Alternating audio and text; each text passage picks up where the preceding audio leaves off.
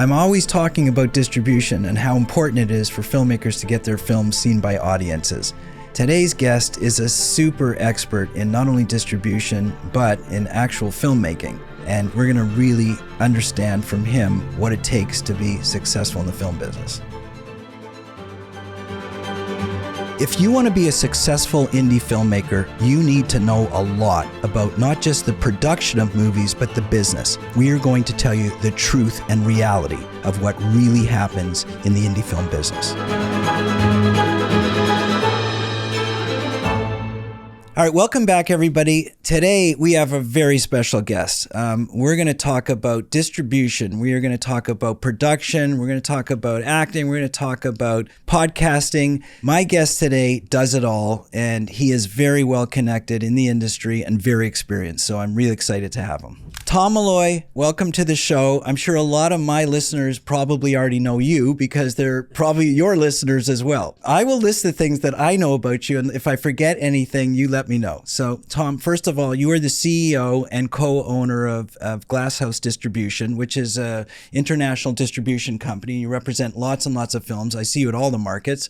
You've been active in that business for a long time. You and your associates, Jason, you run a sort of podcast teaching online platform called Filmmaking Stuff, and you do lots and lots of courses. I've seen you many, many times. You do a lot of seminars and webcasts and all this kind of stuff, so you're very active in that area. You're an actor.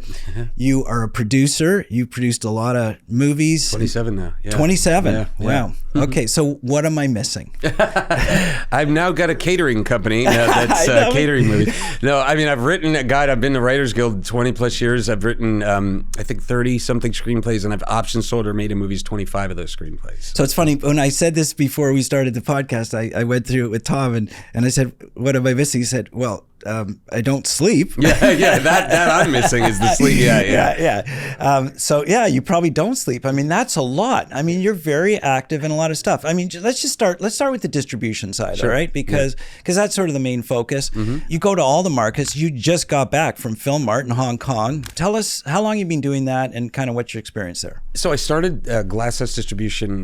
By the way, the co-owner, the financier of the company was a guy named Brian Glass. So that's where the glass came from. Okay. Yeah. I always wondered that. Okay. But it also became this double entendre of full transparency. Like you could see everything we're doing inside. And so that's what it became. Right. But so I had been going to markets, like this will be my 21st or 22nd AFM. And I had been going to markets all these times as a producer. And then I was like, let me see what I can do. You know, I knew buyers, had relationships.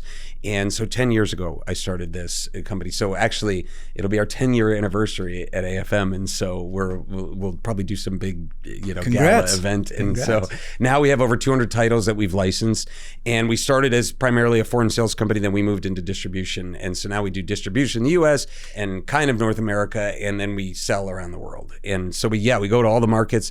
There are some where it'll just be me, like Film Art and MIPCOM or just me, but then some we bring the entire team. EFM, we have the whole team.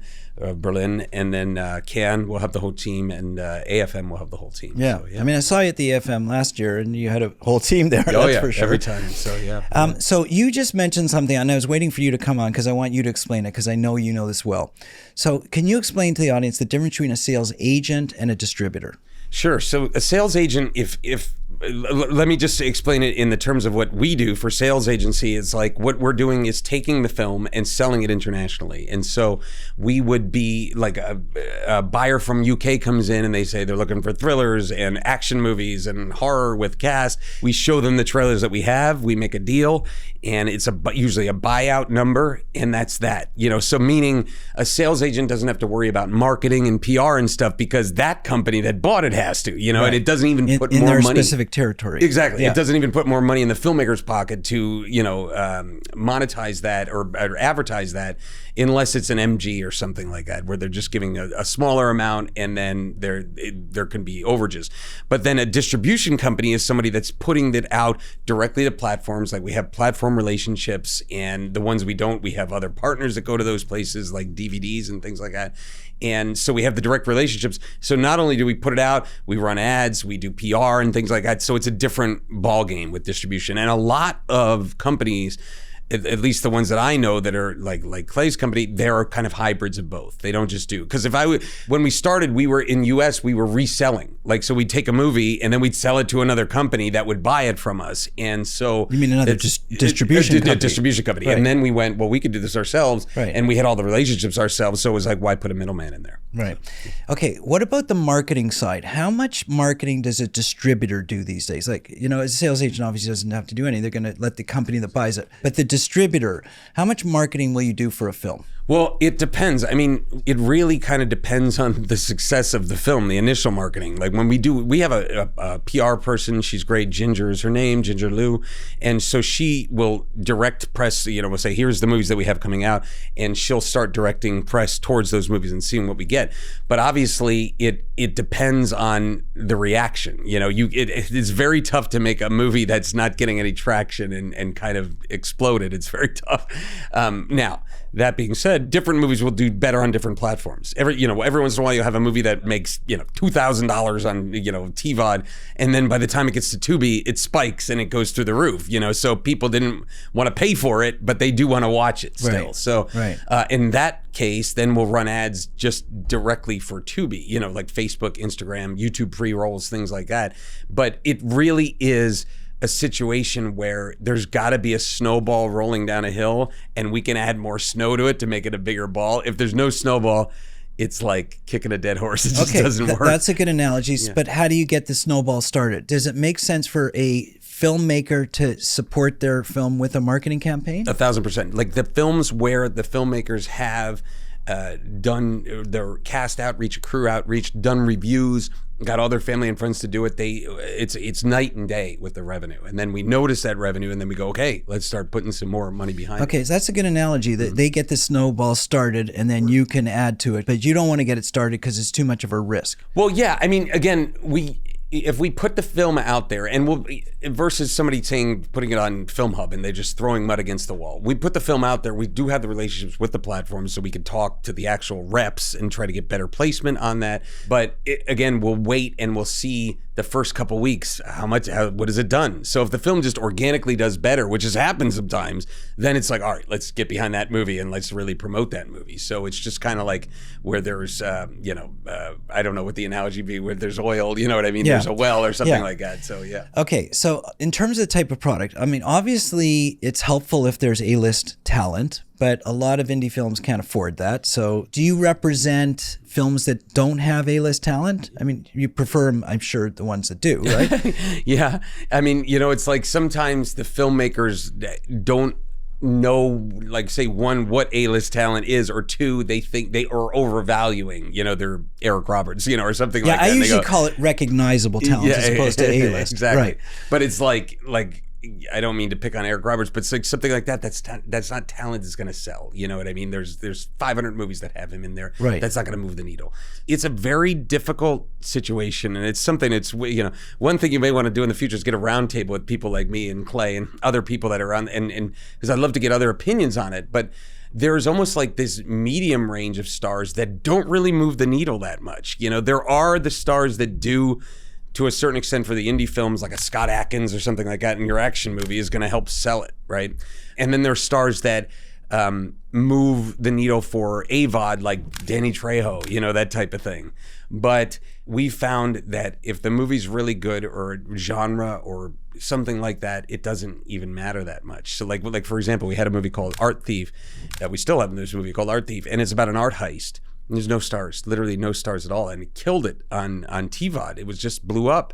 And that was a combination of the filmmakers getting behind it, us getting behind it, and it being a good movie. You know, they just worked. What kind of budget would a movie like that be? Do you have any idea, if you had to guess? We get this question asked a lot from the buyers, and a lot of times we're like, look, we have no idea. Yeah, right? Not that it matters, because some good movie's a good movie, but just... Yeah, well, I look at that movie and I go, that could have been done micro budget, right? That could have been done under $100,000, right? Okay. Yeah, oh yeah. Then we would have killed it. Now, at the same time, say I talk to the filmmakers and they go, oh, the budget was $500,000. I don't see that in the movie, but it could have. You know what I mean? I've seen it where that'll happen. If filmmakers go, yeah, we've spent $500,000. I'm like, how? Like, where is that? No, oh, we paid this guy $100,000, this guy $100,000. You know what I mean? So they weren't budgeting it correctly. And then I've seen the opposite. We had a great movie that had some big stars in it, and when I had lunch with the filmmaker, and he told me the budget was like $150,000. I was like, mouth to the floor. I thought it was a $3 million movie. I was like, oh, and it's like. So it really, it's on them. With every movie we take, we judge it by the quality of the movie and then how we can sell it. So I don't know what the hell the budget is. As it should be. It should be the entertainment value of the movie is what should drive it. Yeah. Now, you represent a lot of indie films, right? Yeah, over 200. Yeah. So every filmmaker has the dream of being on Netflix, right? Yeah. And so how real is that dream these days? I think we've gotten 3 projects on Netflix, and this was years ago when it was a lot easier. I think they stopped to a certain extent. Maybe they're coming back. I've heard rumblings of, they're starting to acquire more because people are just tired of the crap that's going on Netflix. But it's tough, and it's not even the best deal. They'll pay out over 18 months or they'll pay out over 24 months, so you get this Netflix buyout. Oh, it's great. 24 months later. Right. So it's so that was a dream for a while, but I believe that dream's fading because people are seeing it's not realistic. Yeah. But would that be the case for all sort of major SVOD platforms? No, I mean, there are some like Peacock, like Paramount Plus that we do deals with, and it's easier. I mean, and they're still looking for content. It's almost like, and you'll see it with Tubi, right? So we were one of the first companies that got an output deal with Tubi. So we have an output deal with them, and then they stopped giving output deals. But the key was you would take a movie and put it on Tubi. They were accepting everything. And then as things went on, and the same thing happened with Netflix, same thing happens with every platform. They start small, they take everything they get, so they build up this massive library, and then they start getting picky about it. Right. And then once they start getting picky, then it's like they're choosing 1 out of every 5 films, then 1 out of every 10, then 1 out of every 20, then they're not taking movies anymore, and then that's the end of that. Right. So. Yeah, they're curating a lot more. Mm-hmm. But the AVOD platforms are basically all curating as well. Yeah, now they are, yeah. Other than YouTube. I think Amazon just started that as well. Yeah. So it's like they used to, Amazon used to take everything, and Tubi used to take everything, and now it's like, oof, it's a little tougher.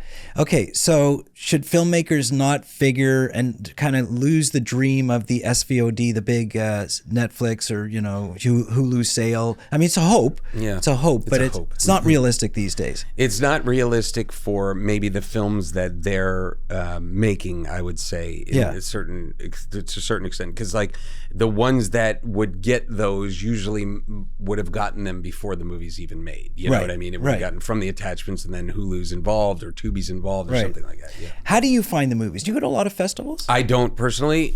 So I have a head of acquisitions, David, Josh Lawrence, who's great. People love him. And so he goes to festivals. And so at the same time, when he's at the markets, AFM is a nonstop stream of filmmakers coming in, but like EFM, Rob and I were in the booth. Rob is my head of worldwide sales, and so we were there selling. David was walking around, you know what I mean, like meeting with filmmakers, meeting with sales agents that, again, may only be selling to distributors. So he's just picking up movies, and so he's getting a ton all the time. But also, I get submitted ones through friends and connections. Like there's a nonstop stream of movies coming all the time. All right, so I asked Clay this: how many submissions do you think you're getting a month or a year? Or a day. Yeah, a day. Yeah. A month, oh God, it's a tough one. I would say 20 a month, He said a lot more. He said more. Yeah, he said he's getting 500 submissions. 500 submissions. Well, look, David would be better to say, and maybe I'm lowballing it, but we're picking up maybe 3 a month. Yeah, so if he's saying 40 a month. Yeah, I would say it's probably 40 or 50, maybe more like that, now that I'm thinking about it, because he's telling me he's picking up like 1 every 10, and so it's just like if we're picking up 3 or 4 a month, so you're talking 30, 40 minimum. Yeah. Right. Yeah. Okay, so Clay's actually picking up less than that per year, but wow. And you're only talking about features, right? You're not talking shorts. You don't deal in shorts. Is there any market for shorts, commercial market? The only thing I would say is if there's the certain length, I think Tubi's minimum length is 22 minutes. So it's like if there's something that's 30 minutes, maybe you could put it on there, like and get some monetization. Amazon won't do it, right? But it's tough. It's not something we'd be interested in. Sometimes documentaries, some of them we are. Like we have a Versace documentary about Gianni Versace. Like we are interested in the documentary if there's like a star or person or IP or band or something like that, then we can make money. Right. Off it. So these sort of next questions are going to bridge between you in your wearing your distributor hat and you wearing your filmmaking stuff sort of podcaster teacher hat. Okay, got it. All right. So because it's one and the same, because you're teaching this stuff, right? Yeah. So you're young aspiring indie filmmaker and you want to make the right stuff. So how do they know what kind of movie to make that's going to get to the top of the pile with somebody like you? Oh, that's a great question. I would say, well, first off, this window of the $2 million to $8 million feature is very much declining and dangerous, right? I tell people that's the kiss of death. Do not go there. It's very tough. So, but at the same time, if you go out and you get an investor to put that money in and you give it to us, great, we'll sell it. We're probably not going to make $8 million. A $20 million movie with some serious talent has a much better chance of getting their money back 100%. Than a $5 million That's movie. What Avi Lerner said to we have the same attorney, and he said he feels safer. He goes, it's easier to make money off a $15 million movie than a $2 million. That's what he said. I would agree. Okay. And so, look, you'd have to look at it from a perspective of stay away from the two films that every indie filmmaker wants to make, which is like the edgy drama and the edgy comedy. It's like, okay, we can't sell this anywhere. So if you want to make a drama or faith-based, make it as sweet and non-offensive as possible, right? Because we've done well with some of those dramas that were like sweet, about a farm. We have a movie called The Farm, and it's like, it's just sweet and it's nice. We sell the crap out of it. Airlines sold it everywhere. So, but also make something genre. I have to understand that horror, there's so much of it. There's so much horror that it's like, it's something unique would be cool. An action movie always sells. Thrillers sell. But I have a course, funny enough. So filmmaking stuff HQ, which is the membership site. Right. We have a course called Backyard Blockbuster, and it talks about making those 100,000 and under micro budget movies. And it's like, these are not movies where, it's one guy staring in his bathroom mirror for an hour. Like, that's not, they're real movies, right? And we've done it where we've even produced some, I've co-financed some where it's like, the movie ends up tripling its budget, right? And so if you do that as a filmmaker, your investors are going to love you and they're going to want to do more movies. So I think people need to lose the attitude or lose the belief that there's a gold mine to be made as a film producer. It's like, why are you getting into this business? I guess that's the question. And for example, I just did this video on the YouTube channel about, because a friend had put in the group text, hey, I just lost my job, and I'm looking for work. Do any of you have PA work on movies or something like that? And it's like, there's no money in PA. We're like, what the hell? Like, so it's like, and I did this whole video about that shouldn't be your goal. Like, PA work, if that's your goal, it should be to learn the business, learn every aspect, and then advance your career. Right. But if you're doing it to get paid, it's like, you're doing the wrong damn business. Like, it's not what it is. And so I just think that maybe there's a disconnect. So if you're a filmmaker, you have to ask yourself why you're getting in it. If you want to make movies and have a long career, that's doable if you do it in the right way. The right way being what? The right way being smart about budgets, right? Making genre type projects and making good movies, and have a path to distribution. Like, meaning you could connect with distributors and sales agents prior to even making the movie and have those relationships. When like I said, I was going to AFM for 10 years before I became, or 11 years before I became a distributor. And it's like, I had a list of sales agents that I could go to with any movie that I made, right? And so that was just through connections and being at markets.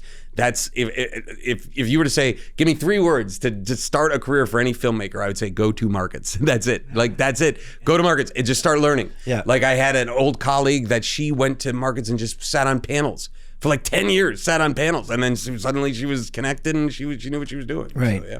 So on the filmmaking stuff platform, you do a lot of this. You talk about, I get your feed. Oh, great. Yeah, I see it all the time.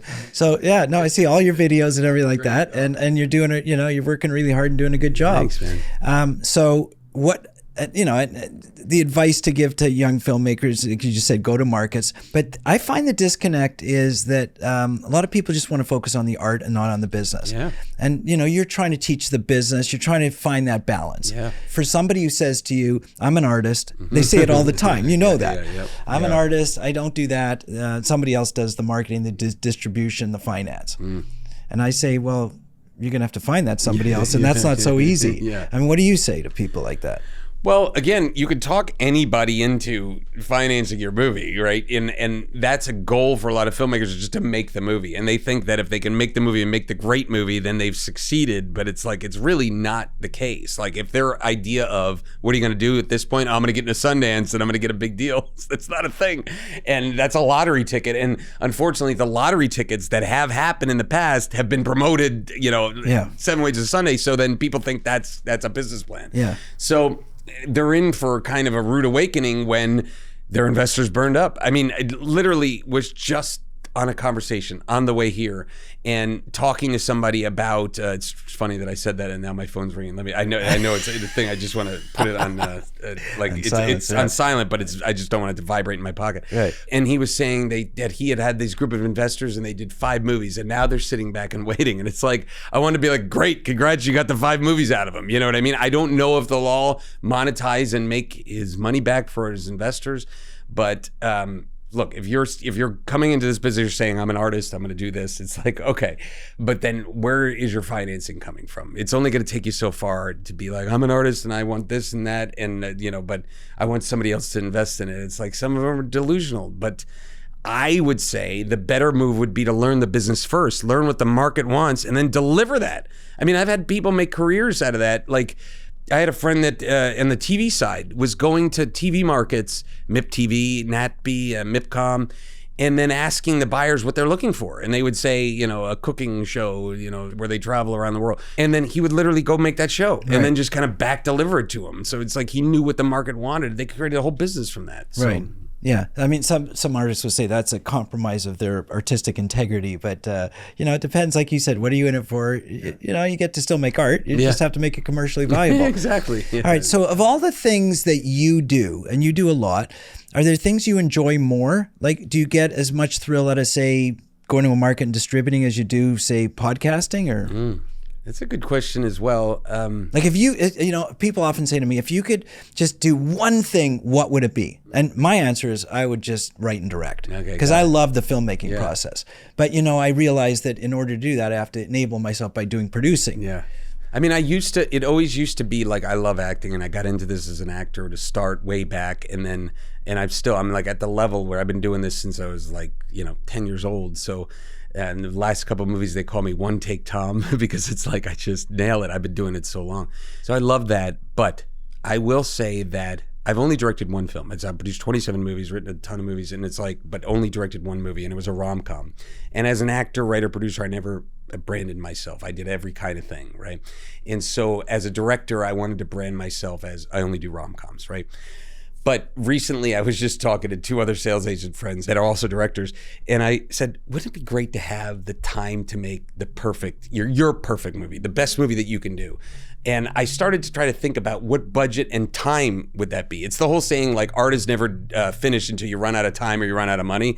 And if I didn't run out of time or money, what would that be? Right. Like, meaning where you could pour over every frame. Because every movie, I've had to make compromises, right? Yep. And gone, we have to shoot it If in only here and this, make this look like a hospital. right. You know what I mean? And it's like, if I could just, or I got to cast so-and-so because his dad's financing the movie and, I got to, and it's like, And so if I didn't have to make any compromise, I could truly pour through all the casting and get the perfect cast, and then every shot work with the cinematographer, storyboard, everything. Like, if I had all that time to do it, how great would that movie be?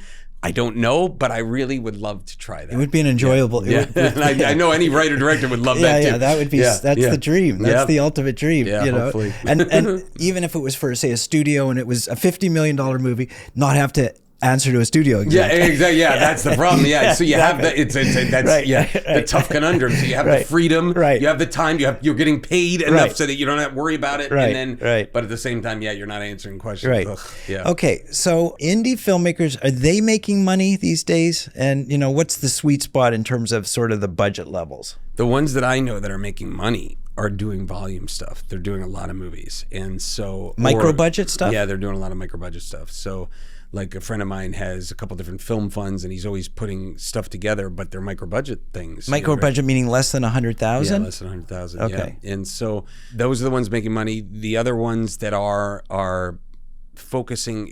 The way I look at movies is at least the way I'm perceiving the movies that I'm involved in, right?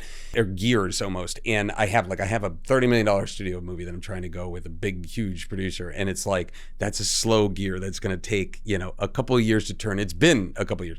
Then you have that medium gear of the $2 to $5 million movie, which I produced 2 of. I have one in theaters right now. It's called McVeigh, and it's about the Oklahoma City bomber. And it's actually also, it was day and date.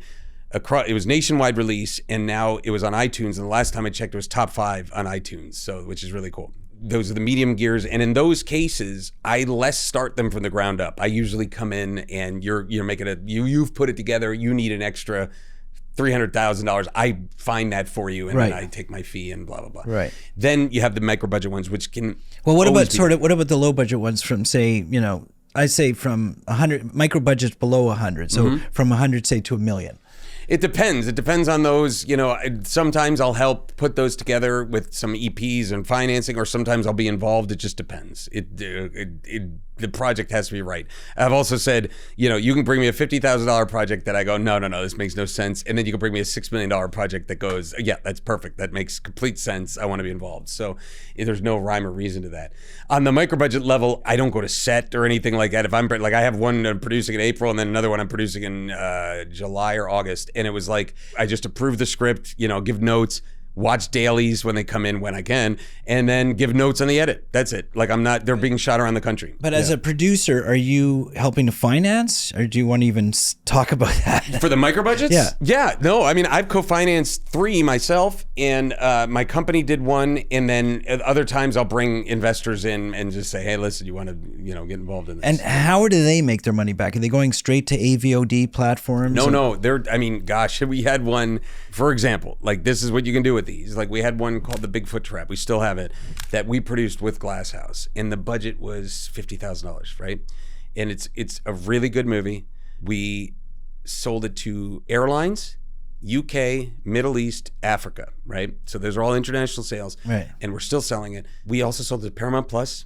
And then we were able to do TVOD prior to Paramount Plus, and it's triple our money on this whole thing. That's an amazing. You could do those all day long and just be killing it with that kind of stuff. It's funny, as a filmmaker, I've made 9 features, not nearly as much as you, but I write and direct. And I've directed 5 of them and written.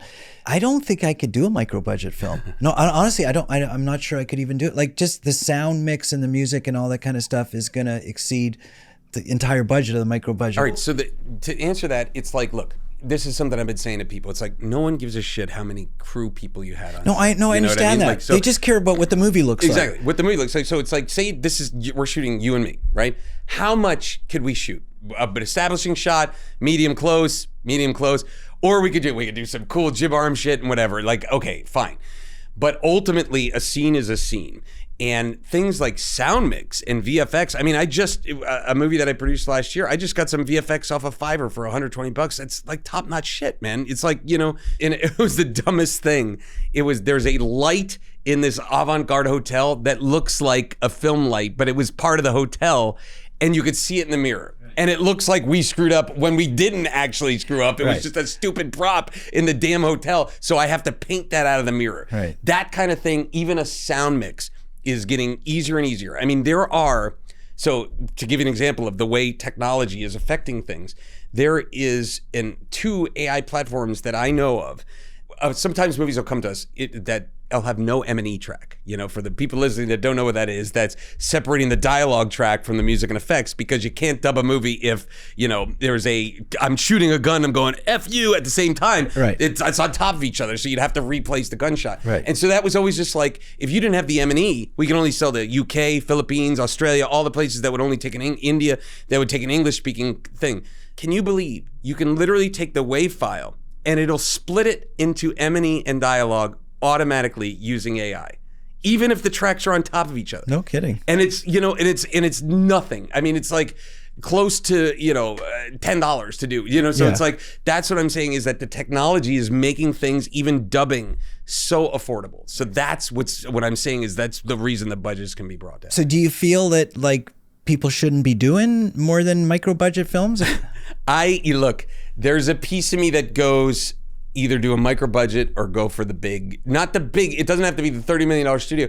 It could be the one where the medium streamer is funding it for 1.5 million or something like that. Then you're taken care of. The reason I say it, I don't want to be in that micro budget world. I want to be, when I first started this business, the movies 3 million was like, oh, you're doing a low budget, right? You know what I mean? Right. And it's like, but the market's not supporting it, right? So it's like, go ahead, make your $1.2 million movie, make your $800,000 movie. You're going to make $150,000. And it's like, and it's anybody that tells you differently is blowing smoke up your ass. Okay, well, this is what I brought you on for, because I want to know the truth. So you're saying somebody makes a decent $700,000-$800,000 movie, and it's good. It's got all the stuff that you talked about, the bells and whistles, right? Still, the market's you could be in trouble. You could make 200. You can make 500 maybe, but to get to that 800, that might be tough. And for example, like I'm trying to negotiate a deal literally right now for a $7 million animation movie that was made internationally. Now, mind you, international budgets can be bigger because every freaking government besides ours supports arts and gives money. We give tax credits afterwards, but you got to shoot it first. You got to get that money. Every other government goes, here's $1 million, make the damn movie. You know what I mean? And these filmmakers are making it. So a $7 million movie, we're talking about acquiring it for $100,000 for US. $100,000. Wow. So it's like, just do the math in your head. If U.S. is one of the biggest territories, now they don't have to make that $7 million back because much of that was government different financing. But just it goes to show what the market. And where would that even come from? Would that be an SVOD sale or not? No, we're trying to release it theatrically. It's an animation. We want to release it big theatrically, so it's a big play. So, what's the viability of releasing an independent film theatrically? I mean, that's also super, super risky, isn't it? It is. We'd have some outside financing for it, and based on, that's why I actually thought was calling me, so I wanted to check. I wasn't like, I was going to stop the conversation, but at least I would know, okay, he called me back. Right. And, the amount of theaters, so you have to have the P&A, but we've done it where we've done 10 theaters, we've done it where we've done 50, done it 100 theaters. Like for Glass House itself, we probably wouldn't do more than 100 theaters, because even that's going to take about $50,000, like the theater. But you're not a theatrical distributor. You'd use like a Fathom or somebody like that? No. We in those cases that I just mentioned, we did it ourselves. Really? Yeah. But we obviously. Are you four-walling the theaters or? No, not at all. I have a theatrical booking guy that I've known for 25 years, more, 1997. I've known him since, and he books theaters. So it's like these are all percentage deals on the theaters, and so but you still need, especially with the theater, they're going to want to know there's some press. So you still need the PR, you need the in-theater marketing, which is different, all that stuff. So maybe 100 theaters will cost you about $50,000, and so you're putting that, and that's doing it cheaply. Yeah, right? Very. And it's risky. So, but at the same time, like friends with the guys, the CEO of Iconic is a friend of mine, and they're like Fathom events, and we're in with Fathom, and it's like they could come in as partners as well. So that would be for the bigger releases, the 1,000 screen, 2,000 screen release. Right. But I mean, that's sort of the real dream of a filmmaker is to see their film in a theater, right? Yeah. But just the financial risk, and I mean, the $50,000 that you just said is really small relative to the P&A campaigns that. Oh yeah, I mean, for this animation, if we come in, we're trying to go, 1,000 theaters. It's like, there's got to be, there's got to be maybe $1 million of P&A at least, because otherwise the theaters don't want to take a chance. They don't want to give up the screen. Yeah. So how many indie films get a theatrical release? And you're not paying for that. You're going to have the filmmaker pay for the P&A, obviously. Well, depends. Or you'll get some investor or something like that. Yeah, it depends on that. Yeah, so, but realistically, a filmmaker listening to this podcast, they make, let's say a $300,000 film, and it's good. Of course it's good. You like it. You say it's good. No stars, though. Yeah. Is it worth releasing theatrically? If it's really, really good, if it's something unique where we think it'll fit a market, and we might also fund that theatrical, release. So it's not like we would come back, oh, we need this from you guys. So it's like, and there are other companies too. VMI, I know, just picked up a movie of a friend of ours, and they're guaranteeing X amount of theaters. So, and they're paying for it. So it's a situation just based on the project, and we go, this would fit this niche. And it has an audience. That's all it is going, would people see this? I mean, I was pitched a concert movie over in Hong Kong, and it was like, it's a legitimately known music star. And it's like, well, that would be interesting if we got that, but that would be more of like a Fathom release. Right. Okay, just switching gears to sort of film markets. Like, I've seen you many, many times at the American Film Market. Yeah. And let's say a filmmaker comes, they have a project, whether it's in development or even finished. Mm-hmm. How do they get the attention of people like you? Well, like specifically at AFM, you just have to come in and I know, but walking into your booth, there's intimidating. No, somebody's going to stop you. Hey, do you have an appointment? Yeah. You don't have an appointment. Come Agreed. back on Saturday. Well, with us, like specifically, we're pretty filmmaker friendly. But the key is if they're coming in with just like, I just have an idea or I have a screenplay, it's like, it's too early for us. There are other people that may jump on, and you might have to.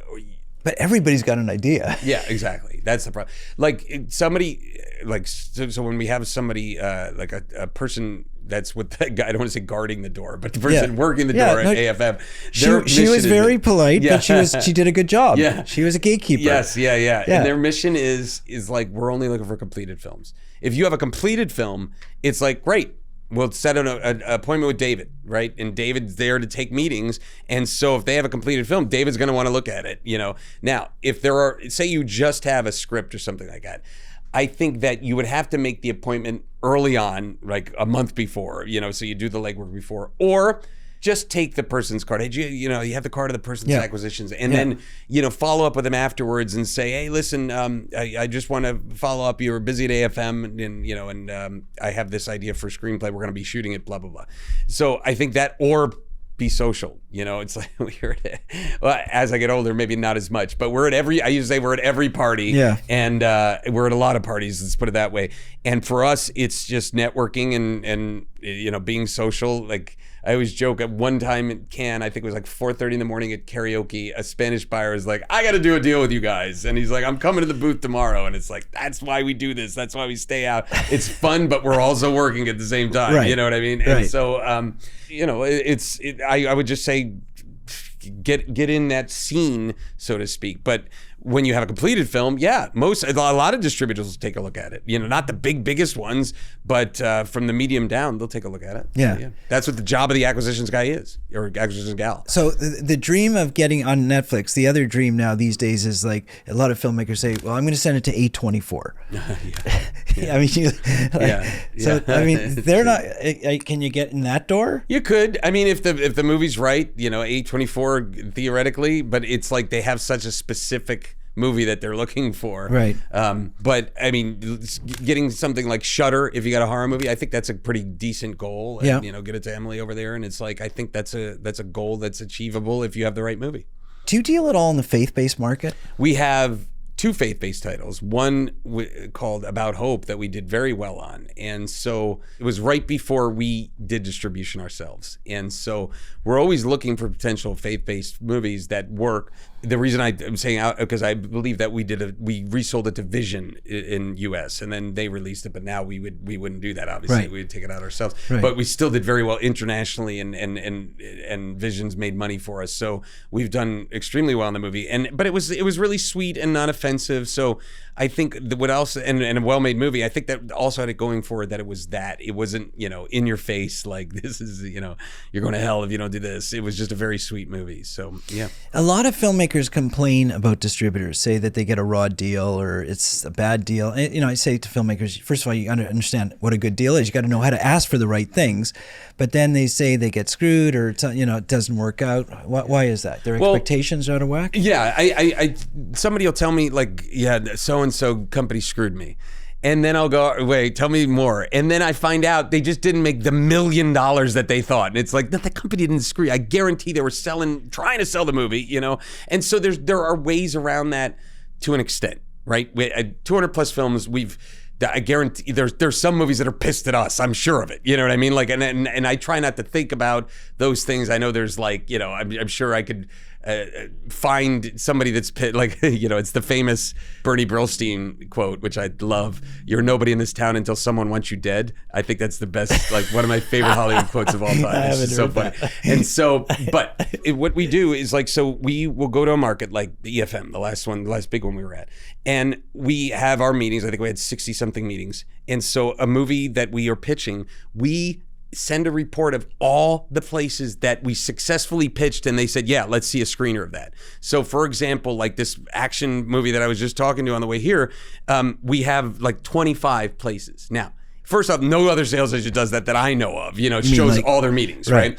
And the second thing is, if there are no sales from that, that ain't on us. You know what I mean? Now, you could still blame us afterwards, but I'm showing you all the places we successfully talked about your movie like was the best thing since sliced bread. Now they're going to watch it, and if they don't buy it, what the hell else can we do? And again, still, filmmakers are sometimes pissed off, because again, they have these grand expectations for their movies. Am I saying there are not distributors out there that are somehow putting extra marketing fees and hiding? I'm sure, yes. But the ones that I know that at least I'm friends with are really trying on every movie. Because for us and a lot, like Film Mode and who was here just before, we don't make money unless the film makes money. So it's like, it's not a business, it's not a viable business unless the movie's making money. So we also have something that I don't believe any other distributor or sales agent has. We have yearly minimums. And if we don't hit that, you could take the movie back. Except for where we sold. Say we sold Turkey and Latin America, and then we didn't hit the minimum, take it back. It's just now Turkey and Latin are off the table for anybody else in the future. Oh, you do have that. Yeah. I call those performance thresholds. So if it doesn't hit this certain level, then frankly, you're probably not interested either. That's the other thing, is that I don't want to keep a movie we can't sell, number one. But also number two, as a filmmaker, being a filmmaker myself, I just know it's like I wouldn't want to sign a deal and then, it's gone for 15 years and I'm screwed. So we put those in there for year 1, 2, and 3 a lot of times if we believe the movie is good enough. And then if after 3, then it goes to 7 years, because it's like, if you're happy for 3 years, I would imagine you're happy for 7 years. But and so, but at least there's something that is in there, and they're not projections, they're minimum thresholds. You know what I mean? So it's just like, at least they know we're going to do something with the movie. So how do you feel about, say, distributors who are most of them now are asking for 10, 12, 15-year terms? And I'm saying to a filmmaker, like, if you sign for 10 years and they don't do anything, you're going to be in trouble. Yeah, I would say try to get some minimum thresholds. They're most likely not going to do it. We do it, but they most likely wouldn't do it. Why do you do it? Because again, as a filmmaker myself, I don't want that horrible feeling of, we're screwed now. Now the movie's not doing anything and we're tied up with this person. I think it's great that you do it. Thank you. And again, we don't want to keep something that's just sitting there as an albatross. So the other thing I would say would be, you could potentially put something in there that if after 5 years, like, you get all the unexploited platforms back. I think I did that years ago in an agreement when I was just a filmmaker. But bottom line is, there was all these platforms, they'd only released it to like 5. And so I was able to get all the rights for everything else. Fine, keep the damn 5. And then I'm going to everybody else. Right. And, Right. I hear lots and lots of complaints from filmmakers about that kind of stuff. And I say, like, you just sign the wrong deal. Yeah. Well, another thing that David runs into as being acquisitions is that he'll lose out a movie to go, why did you go with so-and-so? And it's because they paid an MG of like $5,000. And it's like, I feel bad for some of these filmmakers. I want to talk to them and be like, you realize that's all you'll ever see. Right. They paid you that, you're going to pay it once. Right. Versus if, say, we're paying you 0 MG, but we're legitimately, that was always my thing, is I really wanted to have a split with the filmmakers. Every dollar, we get a quarter, you get 75 cents. And it was like, that in the long run is going to make more. But he'll lose movies to places that'll pay like, $5,000 MG, or, which we would do as well, but they went with that. Or they give these ridiculous projections that are bullshit projections, but they're giving it, and the filmmakers go, oh, look at this, it's never going to make that. We'll give realistic projections, and they'll go, well, so-and-so predicted is going to make 1.5 million. It's like, ugh, you idiot, But what can you do? It's just experience that they got to learn. Another thing that happens to us too is a movie will come at AFM and they'll say, we want, a 6-figure minimum. That's minimum guarantee 6 figures for us to give. And then, okay, good luck. We're not going to be able to pay that because the market's not going to support it. Then a year later, they'll be back with the same movie. Hey, we're trying to sell that movie. So these days you're competing also, you like distributors/sales agents are competing with what I call the aggregators, like Film Hub. Yeah. So what's the advantage? Their Film Hubs, they're taking 20% and there's no fees or anything like that, which sounds like a nice deal. I mean, what's the advantage, say, of going with a distributor or a sales agent as opposed to that? Well, a couple things. One is that they're working with you specifically on the movie, right? Film Hub's not going to redo your trailer, not going to redo your artwork or anything like that. They're not going to try to position the movie. They're not going to do press on the movie. They're just going to throw 500 movies a month to the outlets and blah, blah, blah. Here's the list, what sticks. Blah, blah, blah. So, and the other thing that they don't do is the international sales as well. So, they're not going to run ads as well in the US. I forgot to mention that. But so you'd have to be sold on that we believe in your movie and we're going to put a lot of effort and marketing behind it and run ads and things like that to go, we'd rather do you versus Film Hub for US, right? And I would say also too, the other issue is the amount of movies that they're pushing. You know, they're just throwing mud against the wall. So that's where that is. But internationally, there's no comparison. They're not at markets pitching movies. Yeah. You know what I mean? It's like, Yeah. so internationally, you know, you're going to want to go with, you know, a real sales agent or distributor. So. For like a low budget indie film, what percentage is going to come from international, what from domestic? An American English film? It depends. Like, because an urban film, 95% is coming from US, right? But then another, like a thriller or horror movie, it could be, you know, it could be 50-50 or sometimes even 75 international, 25 US. So, right. yeah.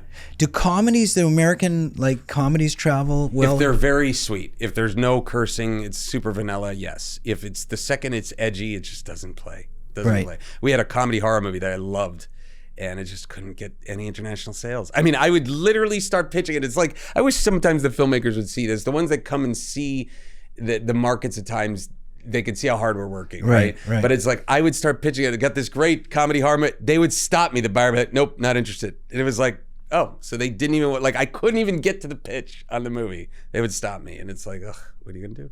The buyers being other distributors in other countries, would you sell directly to, say, streaming platforms in other countries? Yeah, potentially. Like, we'll have, you know, meetings with like Sky in UK directly, but then we'll also have meetings with distributors in the UK that also deal to Sky, you know, so it just depends. Yeah, I think a lot of filmmakers don't understand that there are rules and regulations in certain territories. Like, for instance, France. If you want to go on French television, or Canada, you have to go through a Canadian distributor or a French distributor, that type of thing. Those are cultural things. I don't want to, I could go on for hours. With a guy like you, I could go in so many different directions.